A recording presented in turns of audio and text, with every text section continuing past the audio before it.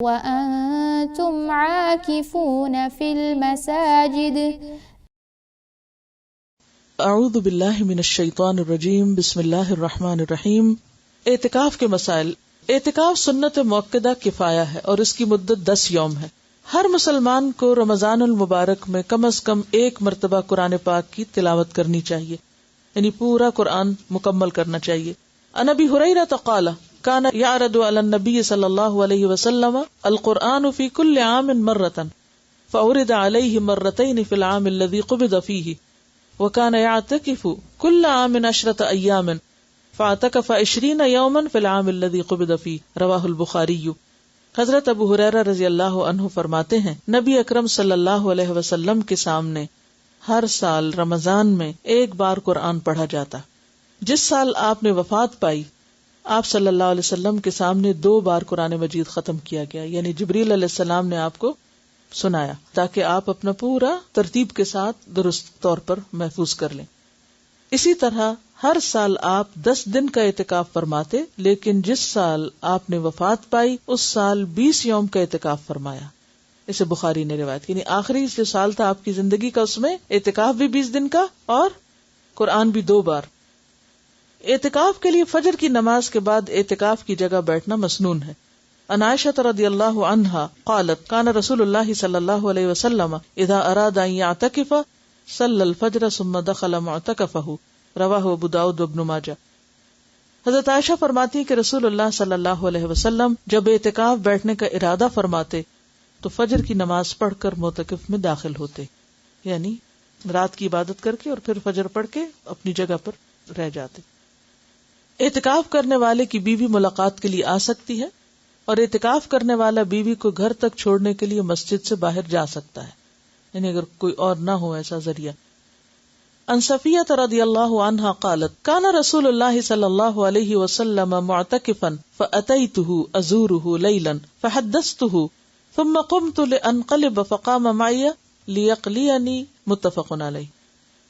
حضرت صفیہ فرماتی ہیں کہ رسول اللہ صلی اللہ علیہ وسلم اعتکاف میں تھے، میں رات کو نبی اکرم صلی اللہ علیہ وسلم سے ملنے آئی اور باتیں کرتی رہی، واپس جانے کے لیے اٹھی تو نبی اکرم صلی اللہ علیہ وسلم مجھے چھوڑنے کے لیے اٹھ کر کھڑے ہو گئے۔ اسے بخاری اور مسلم نے روایت کیا ہے۔ مردوں کو اعتکاف مسجد میں ہی کرنا چاہیے، کیونکہ قرآن پاک میں آتا نا وَأَنْتُمْ عَاكِفُونَ فِي الْمَسَاجِدِ۔ رمضان میں اعتکاف کے لیے روزہ رکھنا ضروری ہے، یعنی اعتکاف کے ساتھ روزہ شرط ہے۔ حالت اعتکاف میں بیمار پرسی کے لیے جانا، جنازے میں شریک ہونا، بیوی سے مجامت کرنا، بشری تقاضوں کے بغیر اعتکاف کی جگہ سے باہر جانا منع ہے۔ عن عائشہ رضی اللہ عنہا انہا قالت السنۃ علی المعتکف الا یعود مریضا ولا یشہد جنازۃ ولا یمس امرأۃ ولا یباشرها ولا یخرج لحاجۃ الا لما لا بد منہ ولا اعتکاف الا بصوم ولا اعتکاف الا فی مسجد جامع، رواہ ابو داؤد۔ حضرت عائشہ رضی اللہ عنہا فرماتی ہیں اعتکاف کرنے والے کے لیے سنت یہ ہے کہ وہ بیمار پرسی کو نہ جائے، یعنی کوئی بیمار بھی ہو تو وہ نہیں نکل سکتا، جنازے میں شریک نہ ہو الا یہ کہ اسی مسجد میں کوئی جنازہ پڑھا جا رہا ہے لیکن وہ قبرستان تک نہیں جائے گا، بیوی کو نہ چھوئے، نہ اس سے مجامت کرے۔ اعتکاف کی جگہ سے ایسے ضروری کام یعنی قضاء حاجت، فرض، غسل وغیرہ کے بغیر نہ نکلے۔ اگر مسجد میں ٹوائلٹ نہیں ہے یا نہانے کی جگہ نہیں ہے اور نہانے کی ضرورت پیش آ گئی تو اس صورت میں صرف مسجد سے نکل سکتا ہے، یعنی جس چیز کے بغیر چارہ ہی نہ ہو۔ اعتکاف روزے کے ساتھ ہی ہوتا ہے اور جامع مسجد میں ہوتا ہے، یعنی یہ مسنون اعتکاف۔ عورتوں کو بھی اعتکاف کرنا چاہیے۔ عن عائشہ رضی اللہ عنہا ان النبی صلی اللہ علیہ وسلم کان یعتکف العشر الاواخر من رمضان حتی توفاہ اللہ ثم اعتکف ازواجہ من بعدہ، رواہ مسلم۔ حضرت عائشہ رضی اللہ تعالی عنہا سے روایت ہے کہ نبی اکرم صلی اللہ علیہ وسلم رمضان المبارک کا آخری عشرہ 21 سے 30 رمضان تک اعتکاف فرمایا کرتے تھے، یہاں تک کہ آپ نے وفات پائی۔ آپ کے بعد آپ کی ازواج مطہرات نے اعتکاف کیا، اسے مسلم نے روایت کیا ہے۔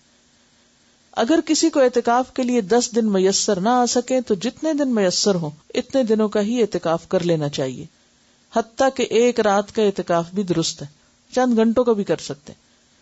عن ابن عمر رضی اللہ عنہما ان عمر سأل النبی صلی اللہ علیہ وسلم قال كنت نذرت في الجاهلية ان اعتكف ليلة في المسجد الحرام قال اوف بنذرك رواہ البخاری.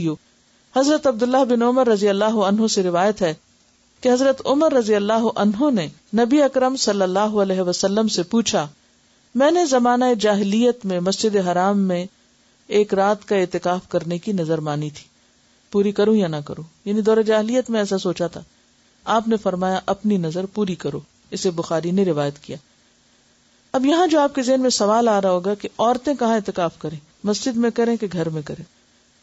تو بات یہ ہے کہ اعتکاف تو مسجد ہی میں ہے، لیکن اگر کسی مسجد میں یا قریب میں کوئی ایسی جگہ ہے ہی نہیں، یعنی مسجد میں تو عموماً بعض اوقات عورتوں کی نماز پڑھنے کی جگہ نہیں، تو اعتکاف کی جگہ کہاں ہوگی؟ یا یہ کہ جگہ تو ہے لیکن محفوظ نہیں، تو ایسی صورت میں پھر انسان بالکل نیکی سے محروم نہ رہے، گھر میں بیٹھ جائے جہاں اس نے اپنی نماز کی جگہ گھر میں بنائی ہوئی ہے. لیکن اصل اعتکاف جو مسنون ہے وہ جامع مسجد میں ہی ہوتا ہے، گھر کی مسجد میں یا اس میں نہیں ہوتا.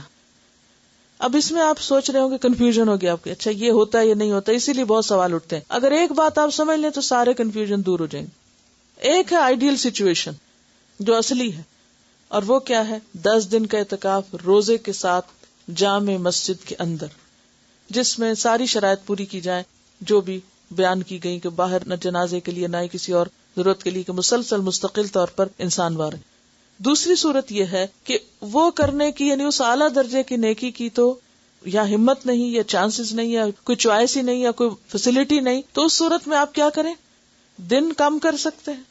اگر کسی کو کوئی ایسا شرعی عذر ہے کہ روزہ نہیں رکھ رہا، تو سوچتا چلو میں ایک جگہ بیٹھ کے عبادت کر لوں، مسجد میں نہیں تو گھر میں بیٹھ جائے، وہ پھر کیا ہے؟ کنوینئنس کا اعتکاف ہے. ٹھیک ہے، تو کنوینئنس میں تو پھر آپ ایک دن کا کر لیں، گھر میں بیٹھ کے کر لیں، کھانا بھی پکا لیں اور آ کے اپنی جگہ پہ بھی بیٹھ جائیں، پھر وہ ایک دوسری صورت ہے. تو اس فرق کو اگر آپ پہچان جائیں تو سارے مسئلے حل ہو جائیں گے. یا تو آپ وہ اعتکاف کریں جو اصل اعتکاف ہے، جس کو اعتکاف کہا گیا، اور اگر وہ نہیں تو پھر جتنی دیر بھی کریں، کیونکہ عبادت ضائع نہیں ہوتی.